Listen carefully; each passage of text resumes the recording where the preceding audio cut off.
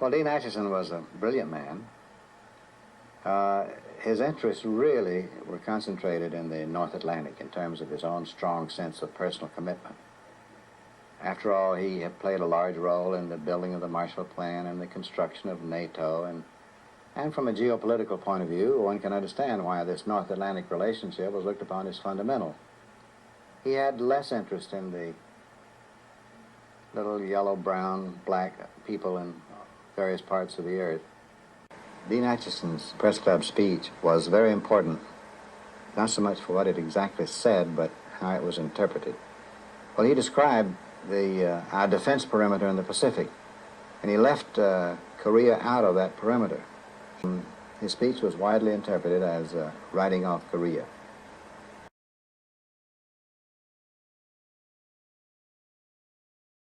He was angry, and he shook that finger at me, and he said, "Where is the weapons that your Congress has authorized for me?" And of course, I had explained to him all about lead times and so forth.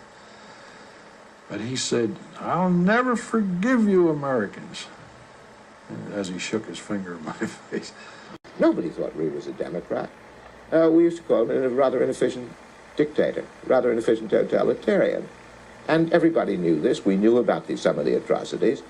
And I suppose what it came down to, and quite properly to my view, was that he was a much less vicious son of a bitch than the people in the North. And besides, he was our son of a bitch. Mr. William Bradford Huey and Mr. Elliot Haines. Our distinguished guest for this evening is Dr. Y.T. Pyun, Foreign Minister of the Republic of Korea. Now, first of all, sir, it's been suggested that Japanese troops might be used in South Korea. Now, what would be the reaction in your country if Japanese troops came there?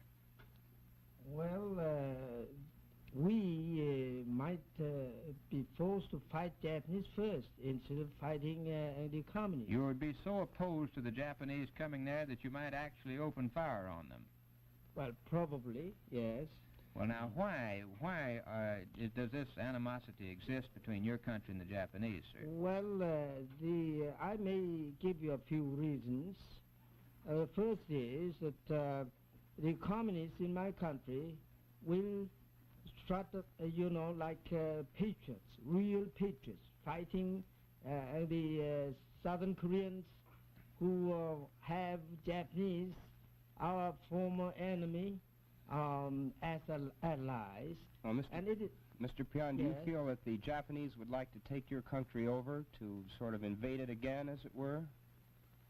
Well, we very much fear that. You do fear that? Yeah, and I may go on with giving you more reasons why we are against the idea of bringing Japanese into Korea.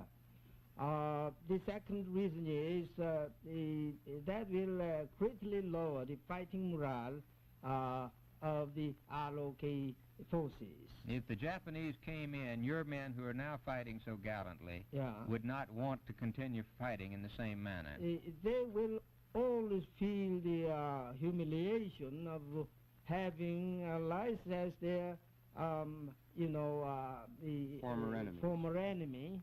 And in killing our own brethren-in-law. Is there a... yes. Well, Mr. Pyun, if you don't want Japanese troops in Korea and you don't want Chinese troops in Korea, that means that you have to fall back on your own Korean troops to bolster the United Nations battle line.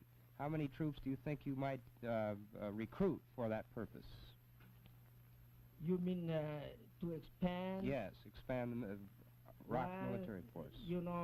I don't know the exact number of the Korean troops because that is supposed to be the military secret, but I imagine there may be over 400,000 of Korean troops, and that number can be doubled in near future, and we have more manpower than that than for that expansion.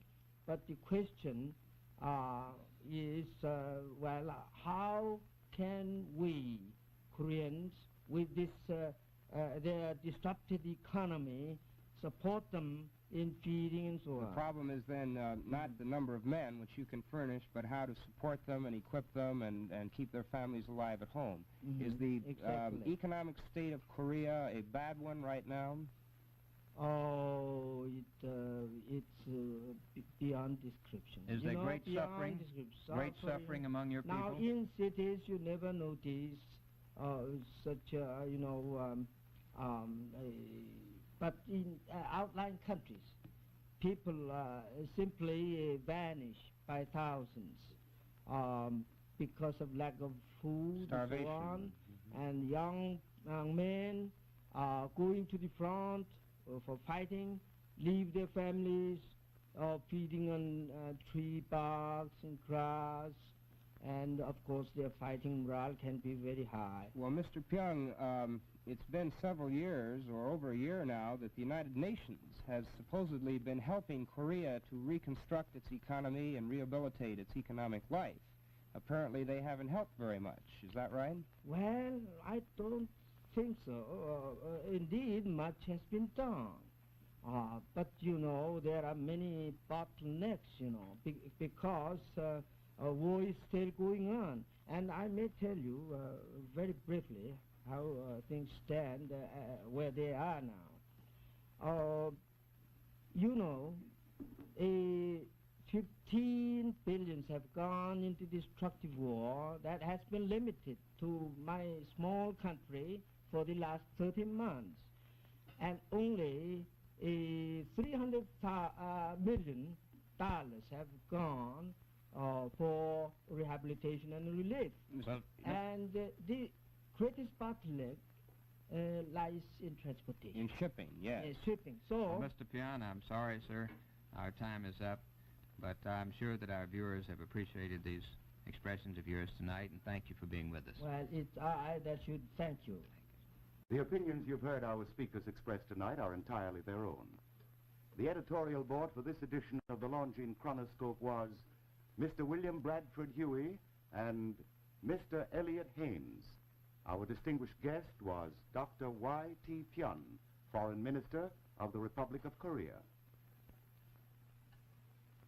Challenging entertainment, Omnibus on the CBS television network.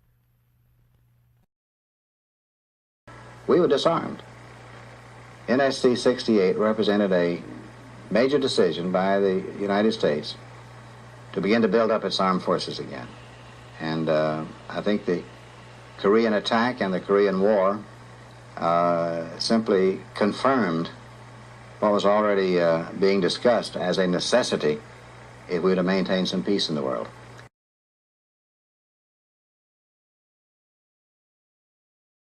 Come on, Harvard. You go to Harvard? Hi, Mr. Trump. How are you? Thank you so much for...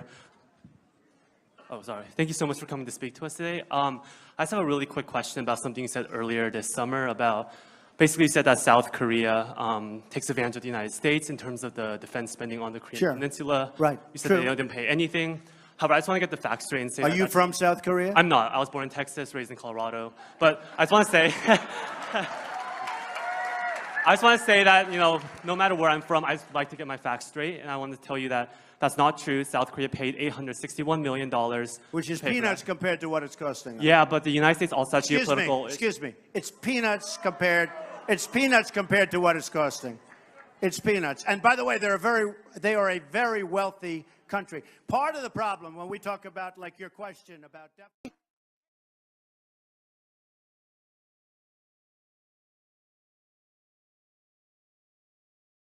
I keep asking, how long will we go on defending South Korea from North Korea without payment? South Korea is a very, very rich country. They're rich because of us. They sell us televisions, they sell us cars, they sell us everything. They are making a fortune. We have a huge deficit with South Korea.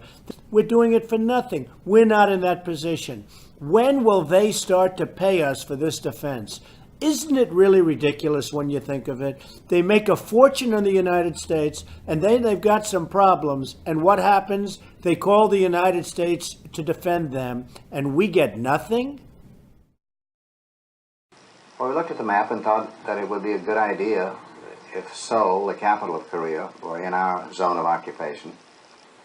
But we knew that the Army would not want us to go very far beyond that, and so we looked north of Korea, and there was no clearly distinguishing geographic feature, but there was the 38th parallel.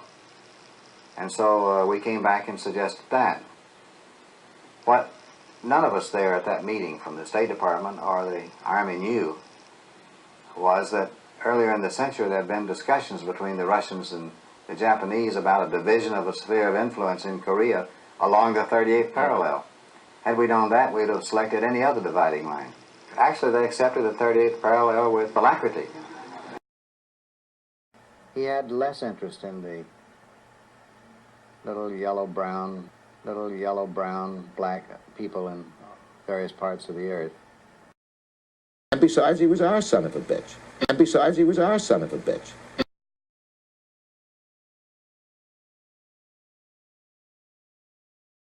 He was angry, and he shook that finger at me, and he said, "Where is the weapons that your Congress has authorized for me?" And of course, I had explained to him all about lead times and so forth. But he said, "I'll never forgive you Americans." And as he shook his finger in my face,